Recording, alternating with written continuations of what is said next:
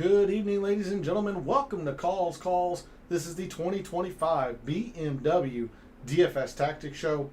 First off, I made sure I corrected the thumbnail and the title, so should be no confusion this evening. But we are here to cover everything DFS-wise for the BMW Championship at Caves Valley. We're going to take a look at the forecast, which is pretty important because they've been pummeled with rain today. We're going to take a look at the mixed condition model that I've made for the BMW Championship. We'll go through the price board, make some lineups, and of course, we'll cover the 2025 Picks Challenge between Gabe and I. This is the final week for the challenge this year. So I'm feeling pretty good. Don't want to spoil anything, but feeling pretty good about it. So let's get into it, shall we? All statistics provided tonight and every night are from FantasyNational.com. It is the best golf analytic tool out there for your money. There are a lot of great golf analytic tools out there. No doubt about that. I simply believe Fantasy National is the best. Go check out FantasyNational.com. You will not regret it. In the description of the video, there are links to all the social media. First off, my X and Instagram, where normally I post research every Monday regarding the tournament of the week. Haven't done that for the past couple of tournaments, considering the BMW rotates every year. And then for the St. Jude last week, only 2 years of data based on the current iteration of the tournament. So I haven't done anything for a couple weeks, but I will have something next week for the Tour Championship. You want to see the weekly research that I do on the PGA Tour, give me a follow at your preferred social media site. X is also where I place my weekly betting cards and top player usage in the DFS contests I play.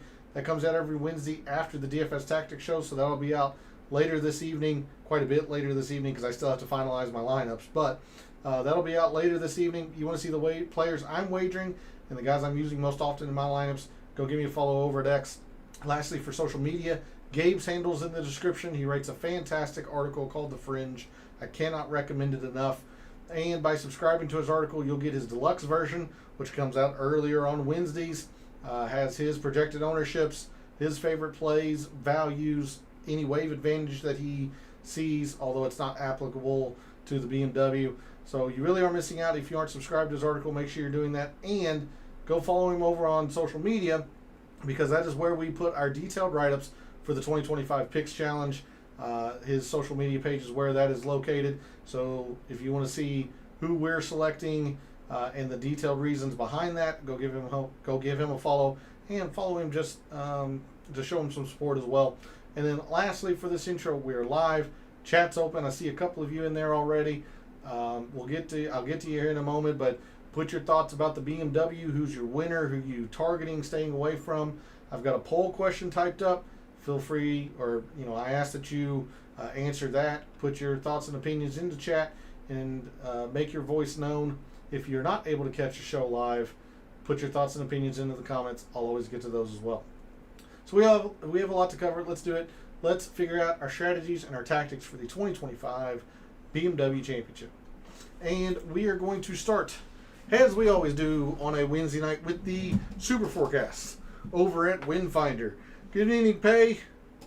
Thanks for jumping in chat. Very much appreciated. It's good to see you this evening. Let me post this poll question very quickly. Gosh dang it. Now my camera doesn't want to center. There. I only had 4 available answers, but I think it's an interesting thought as we proceed tonight. For the poll question, there are 5 players that are garnering a lot of ownership, and we'll get into that when we go through the price board. But which of the big 4 in terms of ownership, disappoints the most this week? Is it Scotty? Is it Rory? Is it Ludwig? Or is it Cameron Young? So put your thoughts into chat and please answer that poll question. I am interested to hear what the community says. But it's good to see you this evening, Pay. Thanks for jumping in chat. Hopefully you're ready for the BMW. Gotten a lot of research done this week. Have filled out your lineups, gotten your wagers in, all of that good stuff. The forecast for Owings Mills. They've been pummeled with rain today. I know it doesn't look like that right now, but I'll have to shrink this a little bit. You see, they are in a flash flood warning. They are in a flash flood warning. They have been pummeled with storms today. So the course is going to be soft tomorrow, would be my expectation. Having said that, they are looking at a little bit more rain on Friday. Nothing tomorrow. A little bit on Friday, and then we zoom out. Nothing on the weekend, and no wind at all for the tournament. Now, this super forecast just updated, about an hour ago. I did not see too much rain in the forecast up until now. So if Friday is supposed to get some rain as well, then it could affect the tournament in the sense that we could be dealing with some ball in hand. I would expect maybe a little bit tomorrow just because of all the rain they've gotten today. But if we're going to get ball in hand, or if we're going to get more rain on Friday, that could alter some things which I hadn't accounted for, since there hadn't been rain in the forecast until recently for Friday. So we'll have to see how that goes. But otherwise, Caves Valley, name escaped me for a second. Otherwise, Caves Valley isn't going to change too much. It's long. I don't know if the actual fairways and rough will be as firm as they want it to be, but the greens won't have any issue because they have these sub-air systems installed underneath them, where in 2021 they got pummeled with rain the week of the tournament, and the course was just extremely soft. Even being so long as it was, professionals were just firing at flags with reckless abandon, basically, because the greens were so soft. I don't see that happening this week because of those new sub-air systems. We might have a little bit of ball in hand tomorrow. We'll see how it goes. But no wave advantage to talk about. Only 50 players. They'll go out in one continuous wave throughout the day on Thursday and Friday. I don't think we'll see any delays, but that's just my assumption. I can't speak to that, but I'm pretty sure we won't have any delays. It's just, who do you think is going to play the best around Caves Valley? So there's a look at the forecast for Owings Mills. We'll move to Fantasy National, and just very, very quickly, we'll take a look at a couple of different things. Actually, one key thing, especially with all the rain that they've gotten in the past, say 24 hours, and maybe even to come on Friday. I'm going to expand this to 2024 just to give players enough rounds. But with all of this rain that's in the forecast, I think the course will play pretty darn long. They've lengthened it since 2021, and if it is going to be soft, it's going to play really long. So your top performers are on courses that are long, listed as over 7,400 yards per Fantasy National. Scotty, Rory, Xander, Corey Connors, Colin Morikawa, Hideki, Ludwig, Taylor Pendrith, Sungjae, and Keegan are your top 10 in terms of performance on long courses. I've talked about how I've shied away from the easy filter as the week's gone on because of those two converted par fours. The course is going to be exceptionally long, but I don't think the greens are going to be as soft as they were in 2021, again because of those sub-air systems. 2021 they were extremely soft. They did not have those back then. The winds were calm. It's going to stay calm. Long rough, and they've lengthened it, so it could be long rough this year. I just don't see an applicable filter other than the over 7,400 yard, which I used in the mixed condition model a little bit. No architect filter, as we talked about all week. This is a Tom Fazio design. So I just don't see a whole lot in terms of overarching filters. Good evening, John. Thanks for jumping in chat. Much appreciated. Good to see you this evening. Hopefully you're ready for the BMW. Hopefully you had a good St. Jude. I'm going to try to get back on the right foot after, I think, about 6 weeks of very, very solid performances. Year-making performances, to be quite frank. Had quite a steep drop-off last week, so I'm going to try and get back on the winning ways this week for the BMW. It's good to see you. Hey, Joey, thanks for jumping in chat. Much appreciated. Good to see you this evening. Hopefully you've been successful in all of your endeavors. Haven't talked to you for a while. As I was mentioning, I'm going to try to get back on the winning ways after a very, very poor week last week that was preceded by 6 very, very, very profitable weeks. So we're going to try and get back on the winning ways. Didn't do well at St. Jude at all. 100-0. Bounce back this week. That's essentially where I'm at. I had a decent chance to accrue, I think it was 80 to 85% of my money in the playoff with Rose and Spawn, because I had quite a bit of Spawn, but with Rose winning the playoff, I went from, a losing week, don't get me wrong, a losing week, but accruing 80 to 85% down to, I think, about 10% of what I put in. So it was not a very good week last week. So we're going to try to fix that this week. So let's go ahead and jump into the mixed condition model that I have made for the BMW and Owings Mills, the BMW Championship. I've talked about it all week. If I am wrong, we're gonna put this out from the forefront. If this tournament, if this course does not play like I think it's going to, I'm going to be very, very weak, because I have got a disproportionately large amount of importance in off the tee. 15% off the tee, and again, rounds last 24. Talked about this all Monday night, that the off the tee form of the top 5 when they came to Caves Valley in 2021, all of them were in fantastic off the tee form, and they were gaining distance against their competitors. Just a lot of recent form off the tee. So 15% total off the tee. Now this does include some accuracy, but Caves Valley isn't really all that punishing if you miss the fairway. It's just really this long 3 to 3.5 inch rye and bluegrass rough, which players play out of consistently on the PGA Tour.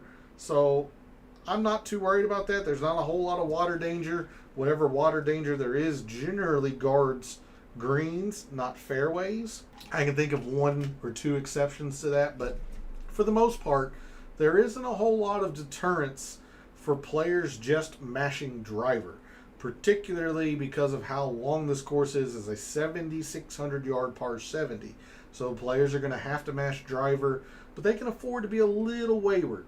But I'm just saying, the top 5 from 2021 had very good recent form in terms of off the tee. So 15% off the tee, 10% in distance, and 10% in good drives gained. I'll get into this momentarily, but a lot of off the tee, as you can see. A lot of off the tee and a lot of length off the tee. And especially because it's raining there. So we're not going to get as much roll as you normally would. I'm looking at just straight carry. 15% approach, my preferred statistic. I think the most important statistic in golf. Don't want to ignore that. But a little bit, I will say a little bit, I don't want to say mitigated, but maybe overshadowed by the fact that I think off the tee is going to be the be-all, end-all this week. But 15% approach, 5% in putting. Hey, good evening, Pete. Thanks for jumping in chat. Much appreciated. Hopefully you enjoyed Live Chicago. Hopefully you won if you bet or play DFS Live Chicago. But it's good to see you this evening. Thanks for jumping in chat. How was it? Did you have a good time? I know you had a good time. How good of a time did you have? All of that good stuff. But thanks for jumping into chat, P. It's good to see you this evening. 5% in putting. And I mentioned I was going to do this Monday night. I wanted to give preference to players, and these 2 players just kind of come to mind, Cantlay and Keegan, who heavily prefer bent as opposed to POA or Bermuda. So I wanted to give like bent specialists a slight leg or a slight boost, if you will. So 5% in terms of fast bent putting over the course of, I think, 3 seasons back to 2023. We talked about the distance, 10% good drives. Again, with the rain, with the length of the course, I want to find players who are very adept at hitting fairways, preferably with their driver, but good drives doesn't necessarily force them to do that. It's just if a player hits the fairway, or they hit the green in regulation if they don't drive the fairway. But you see, I'm using this filter long courses, so that's why using this filter, I'm hoping emulates what I'm wanting to see. I can't guarantee that it does, but that's what I'm hoping it's doing, is that forcing driver into players' hands, on these long courses, who is still finding fairways with the driver and or who is still hitting greens with long irons in their hand. That's why I have this long course filter, or using the long course filter with this good drives gained metric. 10% in that. 10% in birdies or better on long courses. Look, it's not going to be enough just to hit greens and hit fairways. You're going to have to score. I still think the winning score is going to be in the mid to upper teens this week. It won't be 27 under like it was in 2021 because they've, taken away 2 par 5s, et cetera, et cetera. But you're still going to have to score to win this week. So who can score on these long courses? Who can give themselves opportunities, even though I'm not using opportunities gained? That's a little bit in here, kind of inherently. Who can give themselves opportunities with long irons in their hands? So 10% birdies or better on long courses. 5% each in the proximities 175 to 200 and 200 plus. My assumption is that the 200 plus is going to be more important, but with all of the mashing of driver, some players might have less than 200 in on some of their approaches, especially the big hitters like Rory, like Scotty, like Goddard. They might have less than 200, so I did want to make sure that players were adept from this range as well, this 175 to 200. Good evening, Derek. Thanks for jumping to chat. Much appreciated. Hopefully you're ready for the BMW. Might have to put 50 on Fleetwood again. I'm going to tell you right now, I would have, even though I didn't bet him or wager him last week, I wouldn't have argued against it considering he was, I think, my number 1 or number 2 player last week. Tommy's not number 1 or number 2 this week for me, Derek. I do not like Tommy as much as you might think this week. So I can't advise you to do that, but most important opinion is yours, and if you feel strongly about Tommy, then go ahead. But I'm going to tell you right now, I'm not feeling Tommy this week. So 5% in these links of proximities, 5% each in the long par 3s, 200 to 225 and 225 plus. Technically, there is 1 par 3 on the scorecard that's measuring at 197. My assumption is that that's going to play over 200 at least half of the days, if not more. And then both par 3s on the back measure 245. So I want to see who plays the long par 3s the best. We covered this Monday night as well. I think it was Matt Fitzpatrick. I could be wrong with that. Go check the show from Monday night afterwards if you're really interested in seeing this. Somebody was fairly middling in terms of total par 3s, but they were very good at long par 3s. They just weren't very good on the shorter par 3s. So I wanted to make sure the players are very good at the long par 3s, because there are all 4 par 3s are generally going to be 200 plus yards this week. So 5% each in those. 10% in all par 4s. Remember, we have a big wide range of par fours this week. We have a drivable par four, and we have a par four that stretches all the way to 525 yards. So all the par fours run the gamut here. So I just wanted to see who plays par fours well. I like using this metric when there are par 70s or on par 70 courses, because as you'll notice, there's no par 5s. With only 2 par 5s, there's not a whole lot of scoring opportunity there. And to finalize the mixed condition model, 7 of the 12 par 4s specifically fall from 450 to 500. So I did put a little extra weight into who plays that length of par 4s the best. There is the mixed condition model for the BMW. I talked about some areas where I'll be weak, most notably that if off the tee is not the be-all end-all this week, I will lose, because I just think off the tee is going to play a prominent role in who does well this week. I'm always light on putting, but 2021 what turned into a putting contest, and those are really, really hard to predict because putting is such a fickle statistic. So there's a little bit of inherent weakness there in general. If around the green matters, because they've lengthened this course, I'm going to be weak to that because I didn't put any around the green in here. If accuracy, particularly driving accuracy, matters more than distance, I'll be a little bit weak to that because I'm more focused on distance. But otherwise, I feel like I've got a pretty good grasp, even though we've only seen Caves Valley once. I feel like we've got a pretty good grasp on the style of players we want to focus on this week. We'll go to the rankings for the BMW.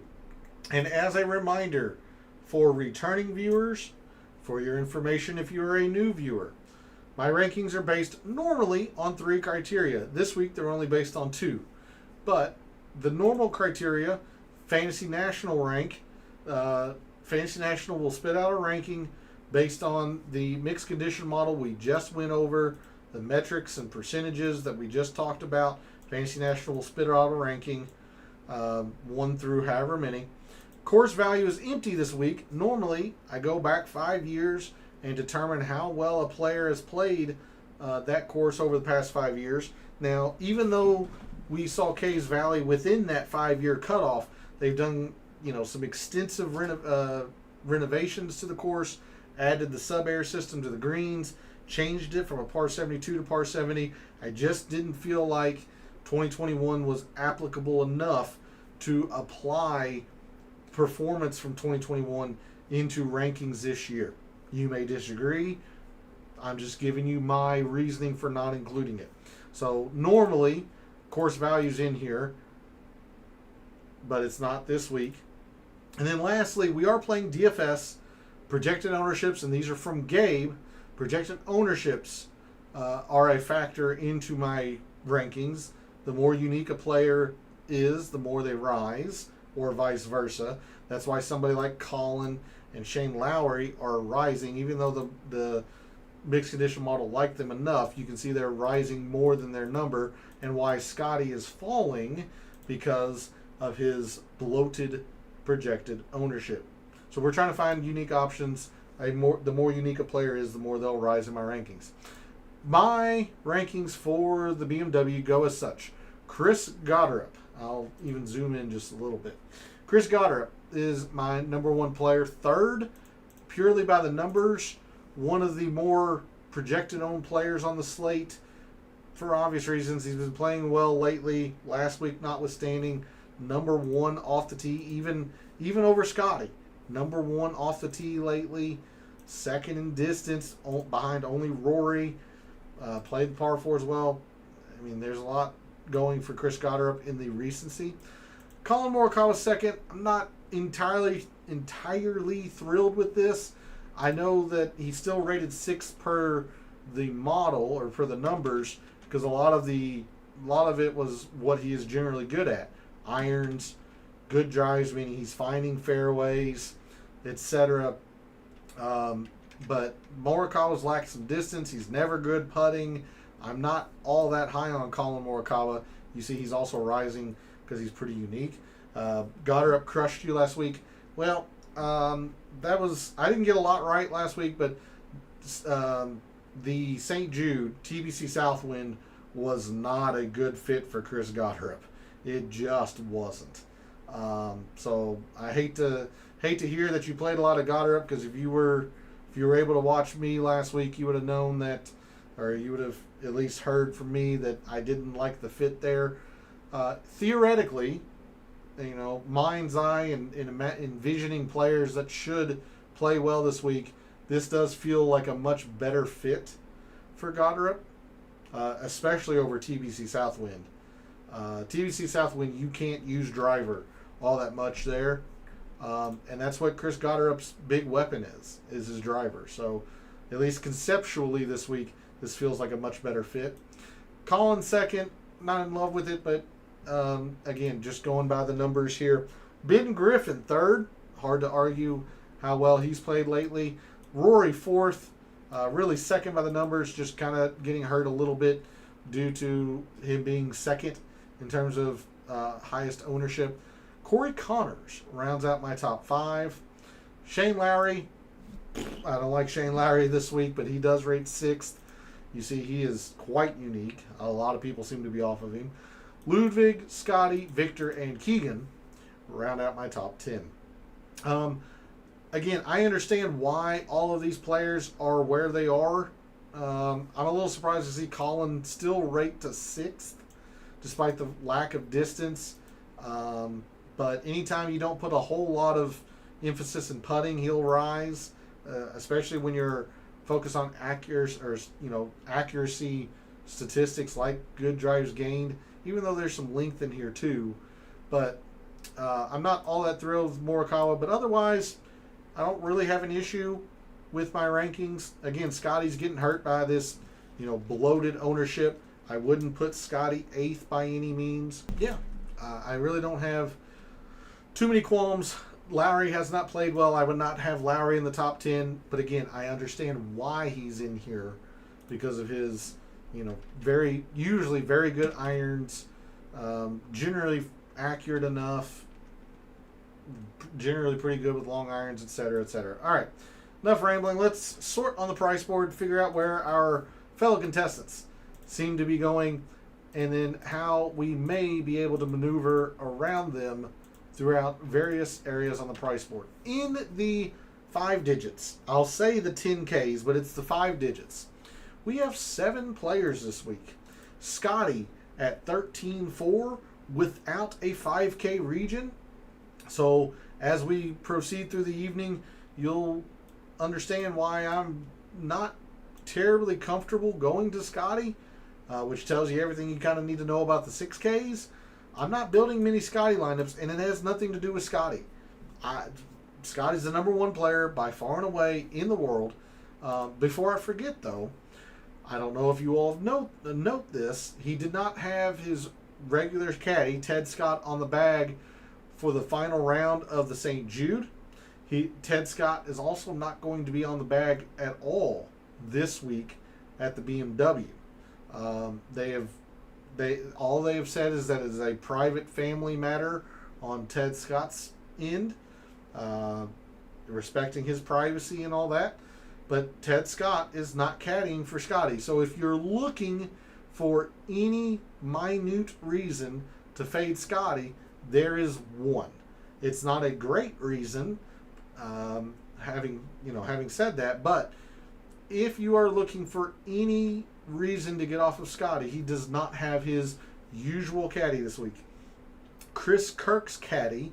Chris Kirk finished 51st, so just missed out on the BMW this week. But Chris Kirk's caddy, and I don't know his name. I don't want to even pretend to try and butcher that and all that. So Chris Kirk's caddy is going to caddy for Scotty Scheffler this week.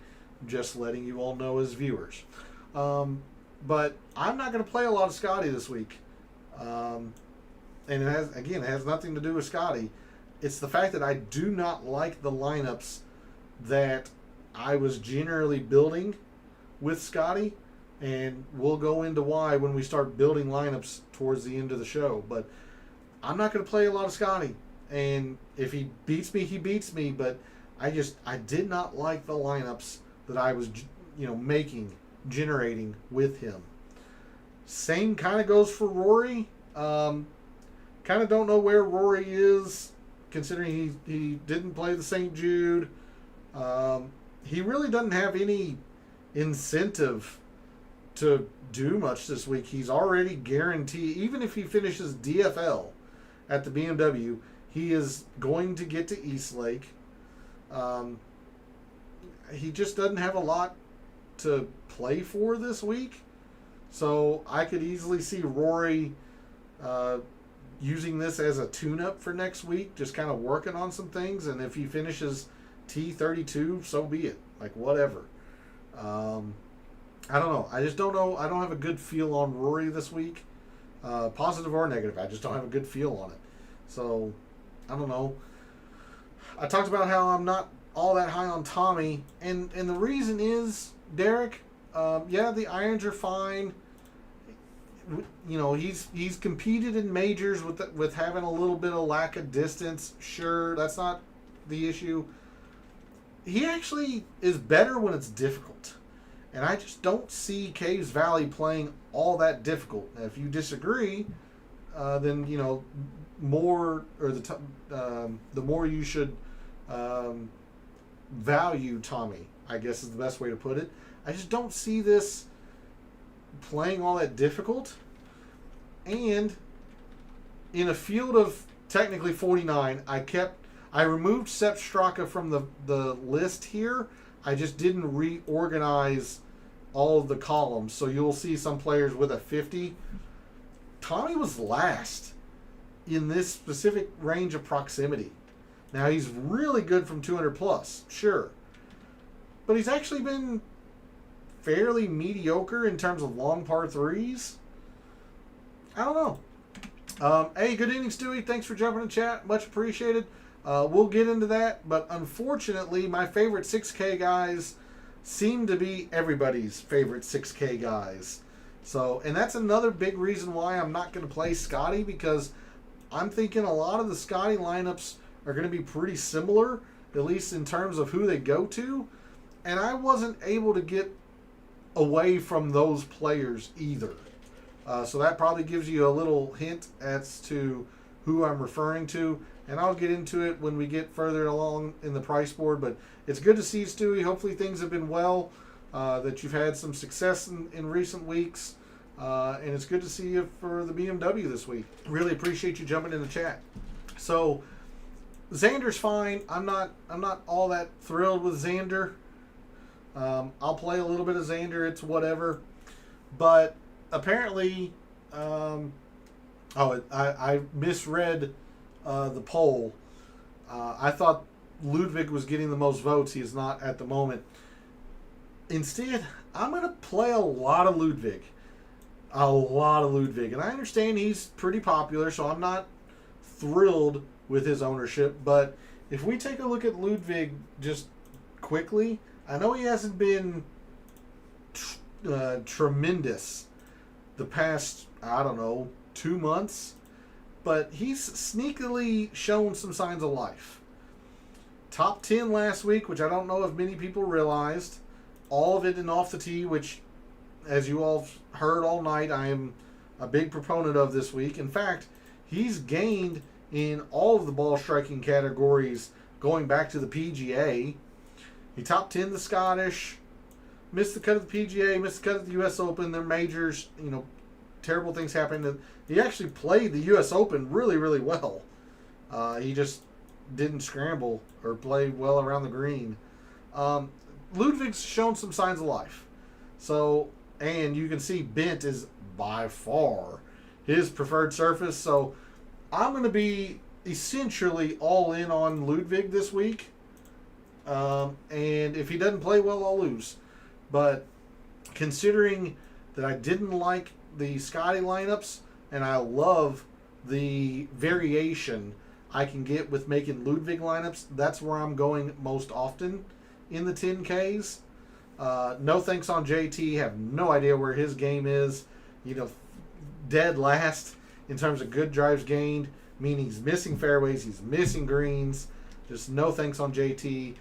I want to like Cantley, but he just hasn't put everything together enough for me to just really back Cantley. And I've backed Cantley a couple times over the past couple months, and it hasn't panned out for me. So I'm going to be all in on Ludwig in the 10Ks, in the 5 digits. And because I'm playing one of the cheaper options, this gives me a lot of flexibility in the way I build my lineups, and I'll show you that towards the end of the show. So in the 5 digits, I'm going to be extremely light on Scotty. I can't call it a full fade. I'm sure I'll have a lineup or two with him just to have the exposure. I'll probably play Rory once, Xander once or twice, but really, if I were playing just one lineup, a single entry lineup, it would be Ludwig. So I'm going to be extremely overweight on Ludwig. Cantley's fine. Cantley we play as well here. It's fine. You know, I know he won here in 2021, but I think he took advantage of the par 5s, which he's not going to be able to do. Like if we go to par 5s and scroll down to 2021's BMW, like he gained 7, which I think led that week by maybe not by a long shot, but Bryson, DJ, Rory, like he gained a whole lot on the par 5s, and he only has 2 of those par 5s now. And you see another reason, like you can't expect him to gain 14.5 on the greens. Like he was fairly middling ball striking. He just made everything he looked at. If he just pointed his finger, the ball went in the hole. You just can't expect that to happen again. So I've got some concerns with Cantley. Actually, leave that leaderboard up in case we want to look back to it tonight. But Cantley, his irons have been really good lately. The off the tee, yes, they're all positive, but look, you got 4 tenths, a tenth, a tenth. He hasn't been like destroying people like somebody else will talk about lower in the price board. Like he's been good, he hadn't been necessarily great, and his putter has been, who knows? He'll gain, he'll lose, he'll spike, he'll fall off a cliff. I don't know. It's fine, sure, but I'm not in love with it. I'm not in love with it, Stewie. So I'm just going to go with Ludwig because he has been exceptional ball striking wise lately, even if the results don't show it for him. So that's how I see the 5 digits. We'll move to the 9s. Cam Young, Henley, Morikawa, Spawn, Burns, Victor, Griffin. A lot of these players rate well. I talked about Colin Morikawa and how I'm not all that high on him. He's actually the pivot in the area. I'm just not all that high on him, despite seeing this big old 2 next to him. I don't know. He has not looked good lately. In the 9Ks, if I'm coming into the 9Ks and I'm really not doing it all that much, I'm going to Ben Griffin, who I understand is popular. I get it, but I believe in current form, and Ben Griffin has shown extreme current form lately. Despite the fact that he's hit irons off a lot of these tees at the Wyndham and at the St. Jude, he still is positive in distance. And as I mentioned, talking about Caves Valley, this place doesn't really punish you for missing too many fairways. There's not a lot of danger around the course, just fairway bunkers, which PGA Tour pros are used to playing out of or around. There's not a lot of water danger. There's not a lot of, out of bounds. It's just grip it and rip it. So I like Ben Griffin quite a bit. I haven't used him a whole ton because I'm really not in the 9s. I'm just kind of not. And that is my variation this week. That's how I've been trying to get unique in my lineup building. But other things on Ben Griffin, like he's the number 1 par 3, like long par 3 performer here. First in 200 to 225. Good with these long irons as well. Like he just doesn't have a bad statistic across here. So if I'm in the 9s, it's Ben Griffin. Yes, I'll play some Victor Hovland, believing in the irons again. I want to believe in JJ Spawn again, especially how well he played last week. I'm sure I'll have him a time or two. But really, I'm just not in the nines all that much. And I have a little bit of a worry for Cameron Young. I know a lot of people are extremely high on Cameron Young. For obvious reasons, he's playing extremely well lately. Top 5 off the tee, plenty of distance. Again, if I'm giving credit to Ben Griffin and some of these other guys, I have to say the same thing the same sort of thing for Cameron Young, that there's not a lot of trouble to get him into off the tee. So this number shouldn't scare you as much. But where I'm worried about Cam Young is his long iron proximities. He is dead last in this field, 200 plus proximity in the last 24 rounds. He's not been particularly good from 175 to 200 either. And this kind of backs it up because you see his long par 3 performance isn't all that great either. So you imagine par 4s 450 to 500. He's driving the ball, let's just say 320. I have no idea if that's true or not. But, he could have as little as 130, 135 yards in. So his long iron proximities have not been good lately. That's why I'm concerned about Cameron Young, despite the form that he's in. He's been great on bent as well, so you got plenty going for him. But combined with his long iron proximity concern and this ownership, Cameron Young is my answer to the poll question. I've got questions about Cameron Young this week, even though conceptually it seems like a good fit. Just drive it everywhere, make a few putts, which is what Cam Young has done lately. I could see some trouble for Cam Young. So if he plays well, I'll lose, but I'm not going to have much Cameron Young. I'm not going to have much in the 9Ks at all. The highest will be Ben Griffin. The highest ownership, I'll say, in the 9Ks is Ben Griffin. Because I'm very high on the 8s. In the 8s, you have Matty Fitz, Hideki, Keegan, Rose, Chris Goddard, Connors, Harris English, Batia, Bobby Mack, and Sungjae. There's a few of these players I just don't want any part of. Like Sungjae. No thank you. These irons are horrendous. Did you know, and I put this in the write-up with Gabe over on his social media page, did you know Sungjae has gained in one tournament irons since early March? That's horrible. How in the world is he at the BMW? He is, but my gosh, that's no thank you. No thank you. Pay says burger. We'll get into the 6Ks here momentarily, but I don't hate it. I don't hate it. Although I've backed Burger recently and he hadn't performed either. So no thanks on Sungjae. No thanks on Bobby Mack. A little bit of the same reason. His irons haven't been as bad as Sungjae's, but they're not great. And his off the tee game hasn't been great either. So no thanks on these two at the bottom of the 8s. No thanks on Rose. Great win last week, but he can kind of, rest essentially and kind of sleepwalk into the Tour Championship. So I think there's a little bit of a hangover here. Matty Fitz, I got some concerns. His off the tee hasn't been the greatest. He's generally better when it's difficult, like Tommy, as opposed to going low. So got some concerns he can go low enough. Surprisingly, I'm actually really high on Hideki.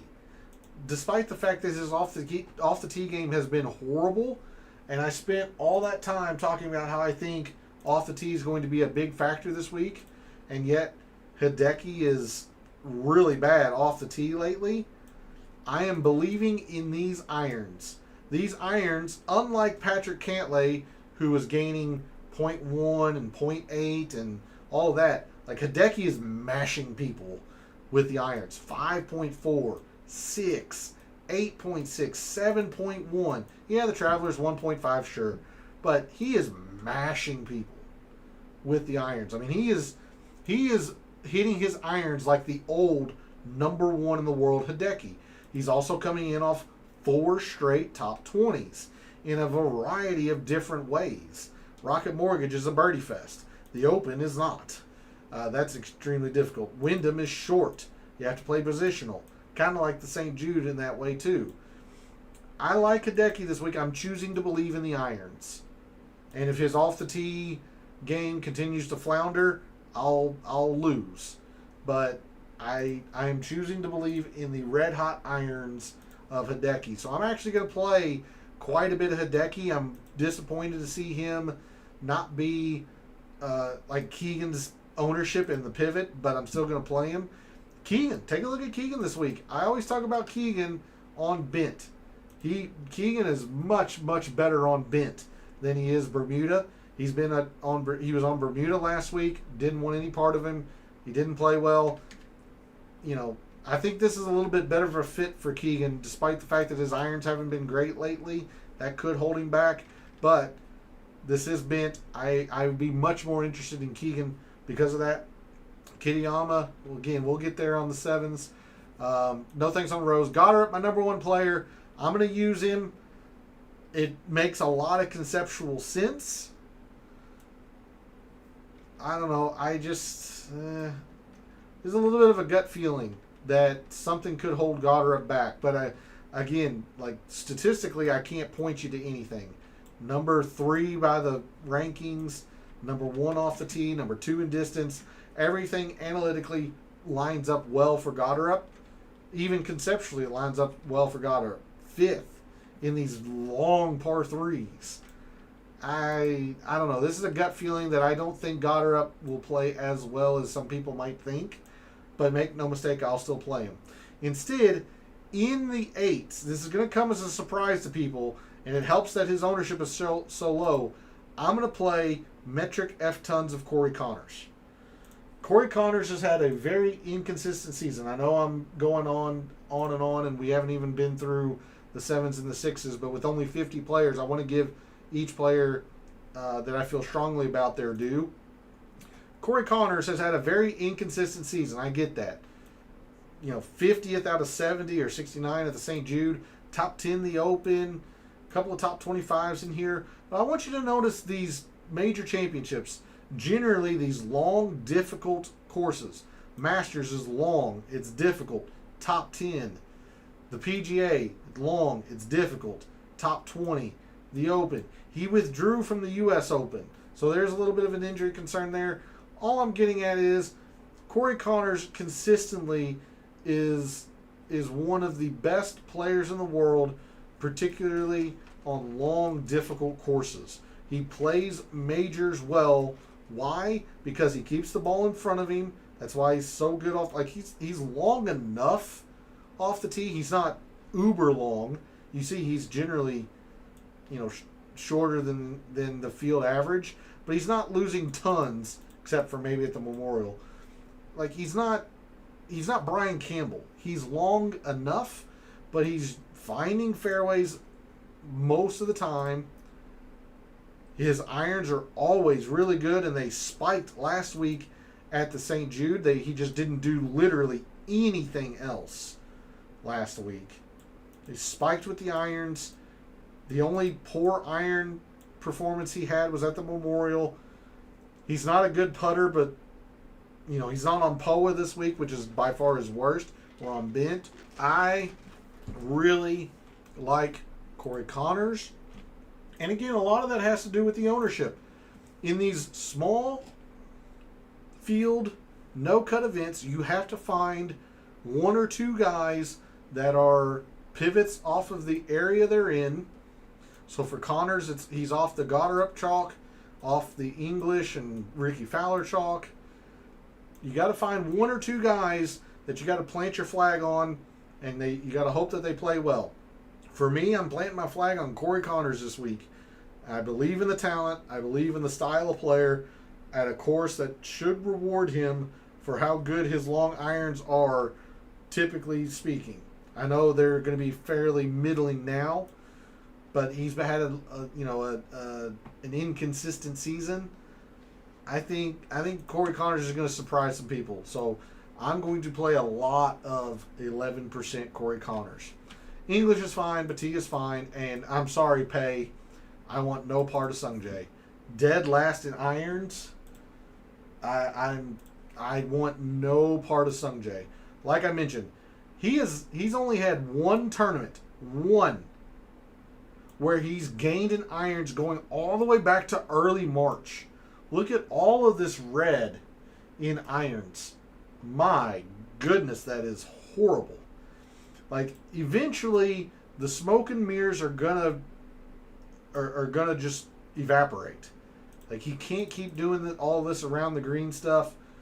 You're banking on him having a decent putting week, because when he doesn't, like at the John Deere, he'll miss the cut. 61st out of 70 or 80 at the Travelers, missed the cut at the Canadian. No thanks. Just no thanks on Sung Jae. Woof. That's ugly. That is ugly. Okay, moving to the 7s really quickly, and then the 6s, because we still have lineups to make. Moving into the 7s, a lot of people are liking Ricky. He's in good form, sure. My metrics aren't going to reflect that, considering he was pretty uneven to start the year. The off the tee's coming around. Really good putter. I can't get excited for Ricky. 15% Ricky Fowler. No thanks. Yeah, you're right, Pay. Extremely low owned Sung Jae, but I would argue for good reason. But if that's where you are on Sung Jae, okay.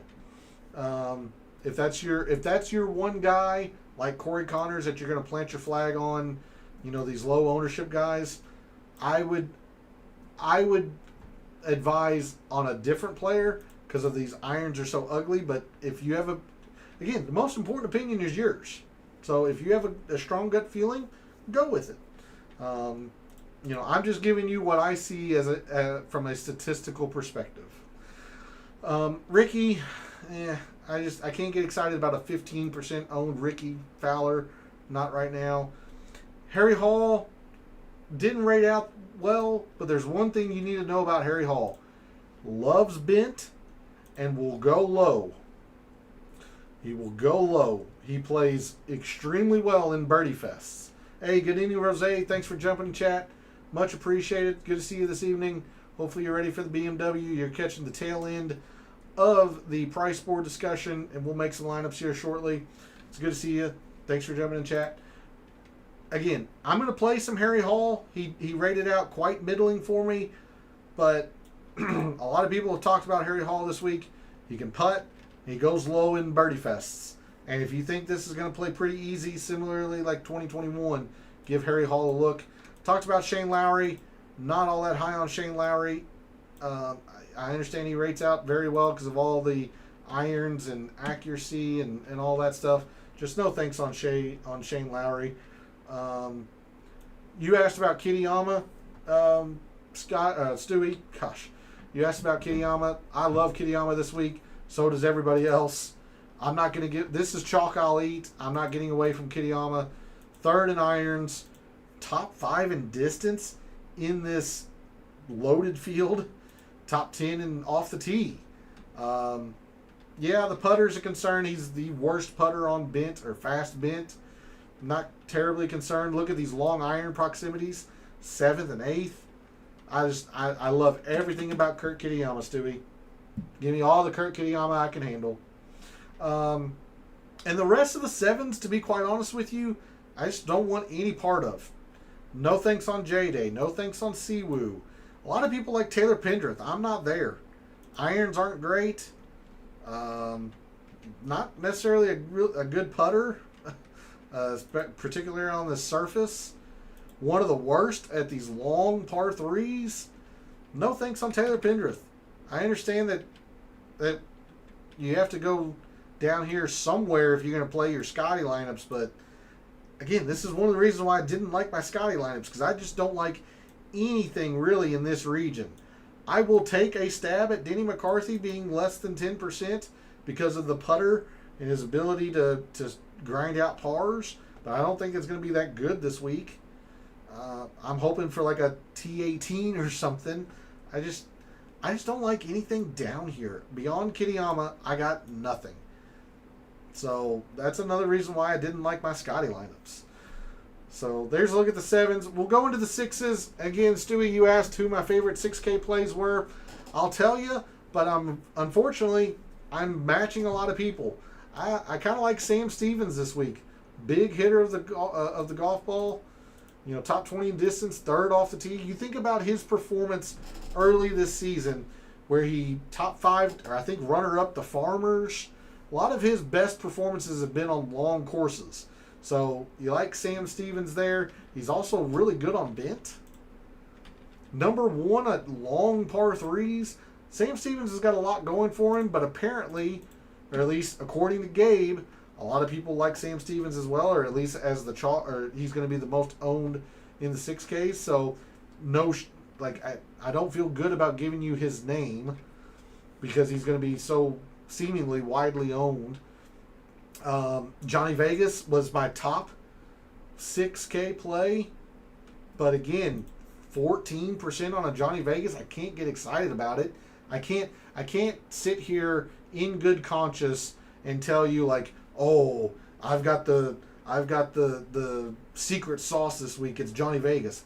I can't in good conscience tell you that when a lot of people are going to Johnny Vegas. I like Johnny Vegas a lot this week, but so does everybody else. So I don't know what to tell you on that. Like my top plays in the 6Ks were Sam Stevens and Johnny Vegas. To Pay's point earlier, like Berger rated out very well, but I've backed Berger a couple times lately, and it hasn't worked out as well as I would have hoped. I thought the St. Jude might work out well for him. He played like dog shit. Just being honest, he played horrible. He was okay at the Open. Like his around the green game is really bad. He's losing a ton with the putter right now. If you think a good putting week is in store, sure. I don't know. I was really, really thrown off with his performance at the St. Jude, considering that's a course that should fit him, ideally, and it just didn't happen last week. So he is unique. He's unique off of the Sam Stevens chalk for what it's worth. He's unique off of Andrew Novak, who's getting a little bit of attention, I suppose.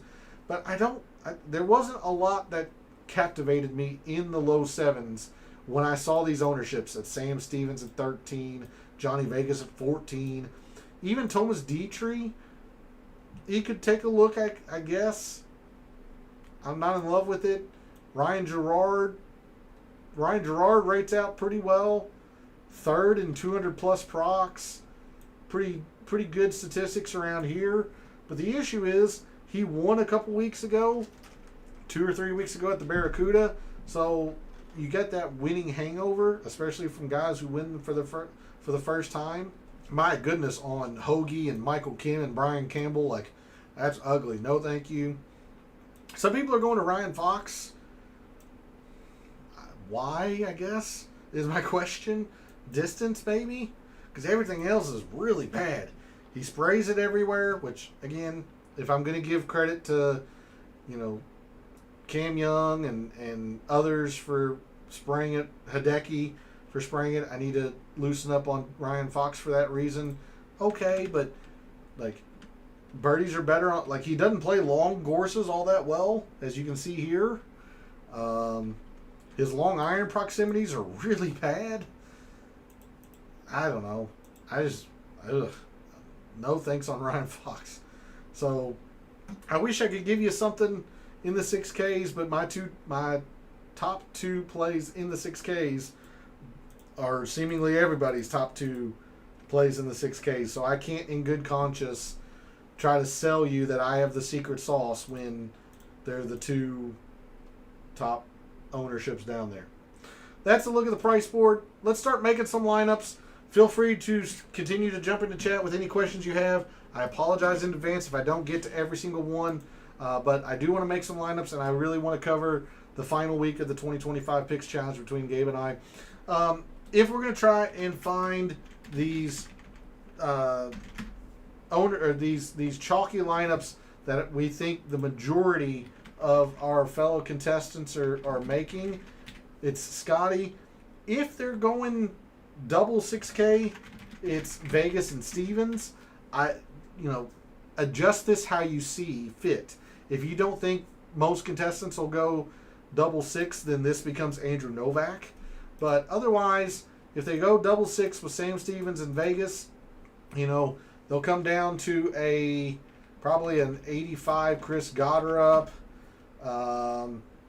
Let's see, they got a 7,900 Ricky, and Kurt. So there you go. There is a very, very chalky 118% cumulative ownership Scotty lineup. And this is what I was telling you when I said I'm not going to play much Scotty, because I hated my lineups. It has nothing to do with Scotty. I think Scotty's going to play well this week. I just hate these kind of lineups because I don't like much in the 6Ks. The players that I do are very popular, so you're not going to gain any uniqueness off of it. I cannot do it. I hate these lineups. Hate this lineup. Because you're not going to be able to separate yourself, at least enough. I mean, sure, you can find somebody off of Ricky. Maybe you go from Ricky at 79. Like, if you're not scared of Shane Lowry, which I want no part of, like, that frees up a little bit. You can come off of Chris Goddard up, come down to Connors or Batia, and find a little bit. But even so, like, this is still not great. Like, you're still at 100+ % cumulative ownership, because the best plays down here in the sixes seems like everyone's going to. That's one way Scotty lineup, or that's the Scotty lineup being built. If our fellow contestants are coming off of Scotty, again, Johnny Vegas, Sam Stevens. I'm going to use Sam Stevens. I don't know why that aired out. Okay. Rory and Sam Stevens. There they can get maybe a little bit more up here. Maybe they try to squeeze in a Cameron Young. Yeah, they can do that. Andrew Novak down here at 7,000. Or even, why don't we try Taylor Pendrith?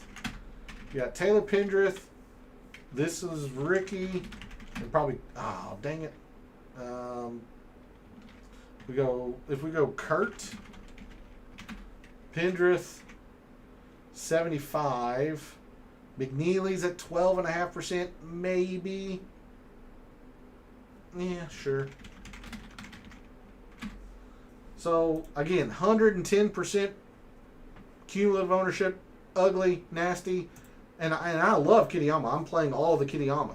So you have to find ways to get unique. Stewie, are you talking about building a chalky Xander lineup, or building a lineup that we're going to combat the chalk with Xander? Because Xander is one of the players that you could, in theory, do that with. So I'll wait for your answer there in a second. If you're going to do your Scotty lineups, and this is why I hated these lineups, because you're trying to get unique. You either do one 6K to combat it. Okay. You either do one 6K, or in my case, I was doing 3. Like, I was doing Johnny Vegas just because I'm very confident in Johnny Vegas. You can take a look at like Thomas Dietrich, or Dietrich and Hoagie. Irons still dead. Yeah, basically, P. We'll click on Dietrich. I want no part of Hoagie. I don't know how Tom Hoagie is even here. He's been really bad. We'll click on Dietrich just very, very quickly. Like, it's not that Dietrich's irons have been dead. They're just so inconsistent. He's been inconsistent in general. Off the tee, like, one tournament he'll gain ball striking and then lose 4 short game. And then at the St. Jude, he loses 2.5 ball striking and gains short game. At the Travelers, he doesn't do anything. Makes the cut at the Open, sure. U.S. Open, he's great. Gains 8 ball striking, or what's that, maybe close to 9 ball striking. He just doesn't make any putts. Like, Dietrich is just everywhere right now. He showed a lot of form early on this year, and that's when he won the Waste Management. The only thing that he has going for him consistently is that he's long. Usually he's long, but even at the Open, he lost in terms of distance. So I'm not in love with it, but there is at least some modicum of reason behind Dietrich, especially if you're trying to get off the Vegas or Ryan Fox chalk, especially the Sam Stevens chalk. Again, I'm using Vegas just because I'm very confident he would be my 6K play. I just can't in good conscience call it a unique option. Ownership on Dietrich is at 8.5%. So, I mean, it's not great. It's not like he's a huge pivot like Hoagie or Michael Kim or Brian Campbell. He's still at 8.5%, but at least it's not the 14% Vegas. It's not the 13% Stevens. Very quickly to round out this Scotty lineup, I was going triple six, and then like rounding it out with Berger. To your point, pay earlier, and then this gives you some options up here. Like I don't think you can fit a 10K, but maybe you get in a 9K. Like nothing wrong with Ben Griffin and how well he's played lately. And you got 8,400, which this will answer your question, John. Like I'm all in on Corey Connors. A lot of that being the uniqueness. I understand that this is it still looks like a whole lot of cumulative ownership, but this is 91% versus the Scotty lineup that you were building against or using like the chalky options, which was like 118%. So I mean, you're quite unique here. Yes, you're going 666, but you got to find uniqueness somehow. This is why I did not like my Scotty lineups, because I found myself doing this to get unique with Scotty as opposed to the single 6K. As I mentioned, there's just nothing in the low sevens that I'm excited about. Yeah, I'll use Denny. Yeah, I'll use Andrew Novak, but I'm not excited about it. Very quickly, building a Xander lineup. This is probably going to be very similar to the way I'm building lineups, Stewie, just because Xander is very close to Ludwig in pricing. And you can still use like a 6K here if you're willing to. Let's use, like for me, it would be Johnny Vegas. Let's do Sam Stevens because he's middle priced. Yeah, he's quite a bit owned. He's not unique like Berger, but he's also not cheap. Let's just go Sam Stevens, do like the even split there. Even though he's much more highly owned than the middle split between Berger and Vegas. But you give yourself a lot of potential, a lot of maneuverability if you're willing to come down to the 6Ks. And you don't have to if you build a Xander/Ludwig lineup. Like you can go Xander, and if you're really high on Cameron Young, you can go Xander, Cameron Young. And you still have close to 8,000 per player. Like again, for me, I would use Corey Connors here, but nothing wrong with like a Harris English or an Akshay. I know Akshay didn't putt well last week, but like Akshay played really, really well at the St. Jude. He just lost a lot of strokes on the greens. Harris English, Mr. Consistent. There are some guys in the BMW I would not have guessed qualified. Yeah. Tom Hoagie for me is that one. I'm a little surprised Jacob Bridgman's actually in the top 30. All these others, it makes like Poston. He played well enough to get in here because he was 50th. Brian Harmon, he hadn't done much this year. Like I'm with you, P. There's a few players I'm like, he's in here really. So anyway, and then to round this out, like I would still go Kurt Kitayama. I love Kitayama this week. 73. Again, I hate this entire area, but maybe it's like a Denny McCarthy to try and save some uniqueness. There's a quick, I don't want to say haphazard, but a quick, dirty Xander lineup where, I'm not necessarily all that high on Cameron Young. I just know a lot of people are, Stewie. Nothing wrong with English. I love Kitayama this week. You mentioned you love Sam Stevens, so this works out well as well. You're taking a shot here with Denny. Again, I just don't like anything in the low sevens. So maybe for you it's Novak, or maybe it's Berger or Siwoo. I don't know. I just hate the low sevens this week. I just do. Blood, it's ugly. But the way I've been building most of my lineups, and I'm going to say most as in more than 50% of my lineups, I'm starting Ludwig. again, I hate my Scotty lineups. I don't know where Rory is. Nothing wrong with Xander, but I'm gonna play a bunch of Ludwig, and I've been giving myself as much room as possible. Much we on Glover at all? No. I think this course is way too long for Lucas Glover.